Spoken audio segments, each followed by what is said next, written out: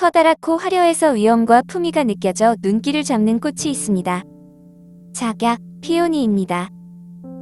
영어로 피온이라고 퉁치기는 하지만 우리나라에서는 모란이나 작약으로 구분합니다. 모란은 목단이라고도 하는 작약과 작약 속으로 2m 정도 자라는 나무입니다. 학명은 Peonia subfruticosa. 입니다. 특별히 구분해서 트리피온이라고도 합니다. 작약은 1m 미만으로 자라는 작약과 작약 속 다년생 초본 식물입니다. 학명은 Peonia lactiflora. 입니다.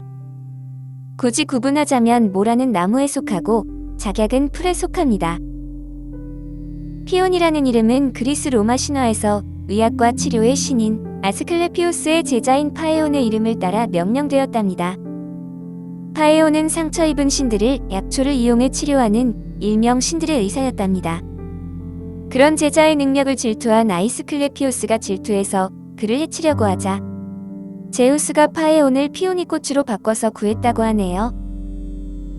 다른 얘기로는 파에온이 상처를 치료하는 데 사용한 약초가 피온이었다고도 하고요.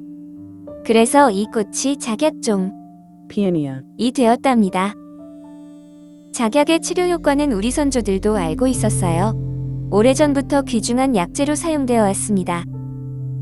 모란은 중국 북서부가 원산입니다. 그러니 중국 사람들이 모란을 좋아한 것도 이해가 됩니다. 청나라 시대에는 중국의 국화로 대접받았다고 하네요. 중국 북송의 화가 조창이 그린 목단입니다. 천수정의 목단도입니다. 국립중앙박물관에 있는 조선시대의 모란이 그려진 열폭병풍 모란도입니다. 다양한 색의 모란이 화면에 가득 차 있습니다. 사이사이에는 특이한 모양의 바위가 어우러져 있고요.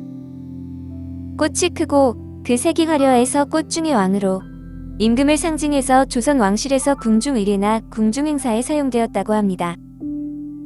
장미보다도 꽃이 크고 소담스러우면서도 여유가 있어 부귀화라고도 불립니다. 일본에서도 모란을 좋아했네요. 카노살라 쿠가 후스마에라고 방과 방 사이에 칸을 막아 끼우는 문에 종이 천을 붙인 창호인 맹장지에 그린 목단 그림입니다. 일본 에도 시대의 화가 호소다 에이시가 그린 양귀비 초상화입니다. 천하절색이라는 미인 옆에 모란이 그려져 있습니다. 이렇게 모란은 미인의 상징이기도 하답니다. 일본 에도 시대 후반의 화가인 카네코 길뇨가 그린 목단 아래 논이는 개의 그림입니다. 개의 눈이 가네요. 당근 우리나라에서도 많이 그렸습니다. 앞서 본 궁중에서나 쓰던 모란도 외에 민간에서도 부귀의 상징인 모란을 표현한 민화입니다. 한편 작약은 중앙아시아와 남유럽에까지 널리 퍼져 있는 여러 해살이 풀입니다. 유럽 정원에서 사랑받은 꽃이죠. 미국의 인상주의 화가인 찰스 커튼이 커란이 그린 그림에서 젊은 여인이 커다란 꽃을 들고 화면 밖을 보고 있습니다. 다양한 색의 작약꽃을 한아름 들고 있습니다. 이렇게 화사하고 풍성하고 다양한 작약의 아름다움은 인상주의 화가들의 시선을 사로잡았습니다. 그래서 르누아르를 비롯해 많은 화가들이 작약을 그렸어요. 한번 볼까요? 이 그림은 보자마자 르누아르풍이라는 게 바로 보이죠? 왕성하게 그림을 그렸던 빈센트 반 고흐는 1886년에 세계의 정물화에 작약을 그렸습니다. 수련의 화가인 모네가 그린 화병 가득 담긴 작약도 보실래요? 이번에는 오르세 미술관에 있는 마네의 작약꽃 정물화를 볼까요? 마네는 작약을 좋아해서 정원에서 기르기까지 했답니다. 흰 작약 옆에 보이는 건 전지가의입니다. 매번 이름이 비슷해서 헷갈리기까지 하는 모네는 정원의 진심이었다는 건 잘 알려져 있지만 마네도 그랬나 봅니다. 전지가의가 또 등장하네요. 에두아르 마네는 정물화도 잘 그렸지만 대표작 중 하나인 관람자를 뚫어지게 쳐다보는 나체 여인의 그림으로 사회의 센세이션을 일으킨 올랭피아입니다. 그녀 뒤에 하인이 꽃다발을 들고 있습니다. 여러 상징이 있는 그림이지만 여기서는 흑인 화인이 들고 있는 꽃다발의 정가운데에 있는 흰 작약꽃에 주목해주세요. 이 그림의 경의를 표하고자 프랑스군에 입대해 프로이센 프랑스 전쟁 도중 29세에 전사한 장 프레데리크 바지유가 그린 피오니를 든 흑인 여인의 그림입니다. 여러 꽃 중에서 특별히 작약꽃을 들고 있습니다. 잎을 보니 모란처럼 보이기도 합니다만 어쨌든 작약속과 꽃입니다. 또 다른 그의 그림이 있습니다. 화병에는 이미 작약이 당당히 자리를 잡고 있네요. 작약에는 워낙 다양한 품종이 있습니다. 그런데 그림에서 그 종을 알아볼 수 있을 정도로 정교하게 그린 그림이 있답니다. 프랑스 콜마르의 도미니크 교회에 있는 15세기에 그려진 마르틴 숀가우어의 장리 정원 속의 성모 자상 그림입니다. 그림을 자세히 보면 Peonia officinalis. 늘 명확하게 볼 수 있어요. 어떤가요? 알아볼 수 있나요? 15세기에 이미 유럽에는 이 작약 품종이 있었네요. 작약의 꽃말은 색에 따라 다르답니다. 하얀색 작약은 행복한 결혼을, 분홍색 작약은 수줍음을, 빨간색 작약은 성실함을 의미합니다. 피오니의 향에 대해 보겠습니다. 일본 에도시대 우키오의 화가인 가츠시카 호쿠사이가 그린 모란꽃의 나비입니다. 그림에서처럼 피오니도 다른 꽃들처럼 특유의 향이 있습니다. 품종에 따라 다르긴 하지만 피오니의 향은 시트러스한 향이 가미된 장미, 수련 같은 향이 납니다.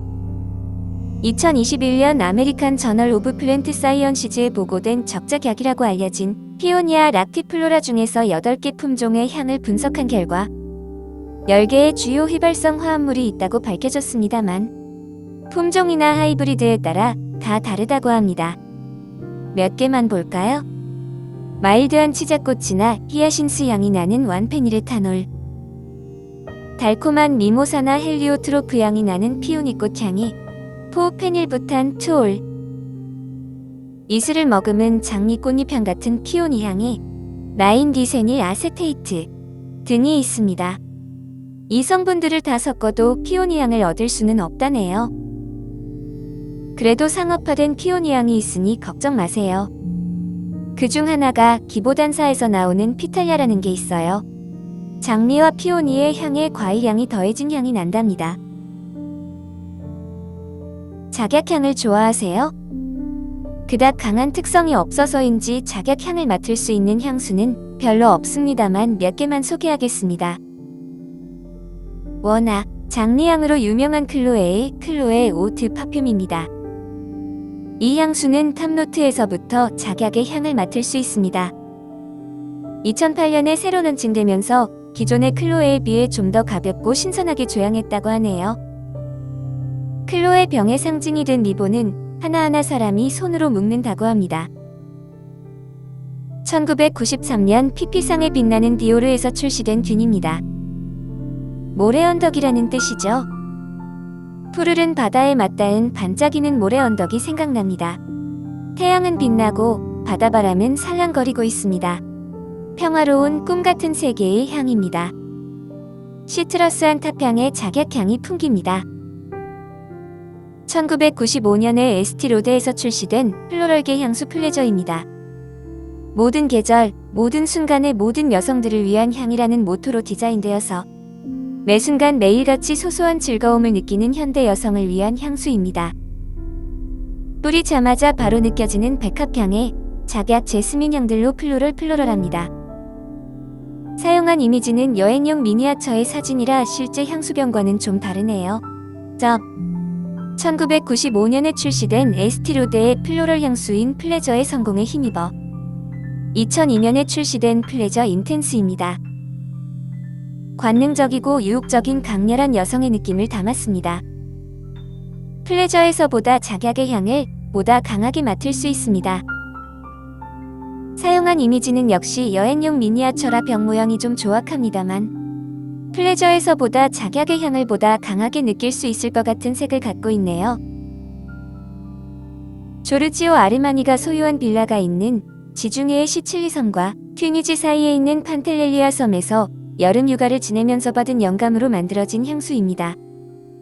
도시에서 바쁘게 살다가 찌든 영혼이 지중해의 휴양지에서 자연 속에서 쉬면서 몸과 마음을 다시 충전하게 되겠죠.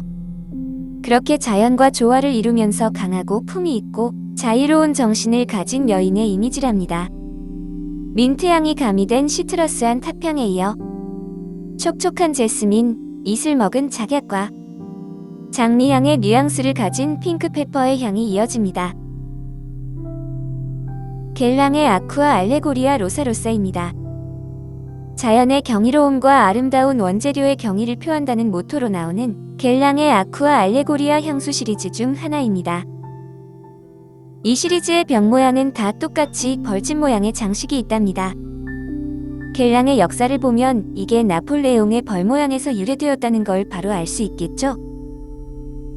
블랙커런트와 리치의 과일 탑향이 나고요. 이어서 장미와 작약의 미들향이 난답니다. 성분을 보니 이소 2슈퍼가 있네요. 이 화합물에 대해서 좀 더 소개하겠습니다. 테트라메틸 아세틸 악터하이드로 나프탈렌 또는 옥타하이드로 테트라메틸 아세토페논, 줄여서 OTN이라고도 합니다.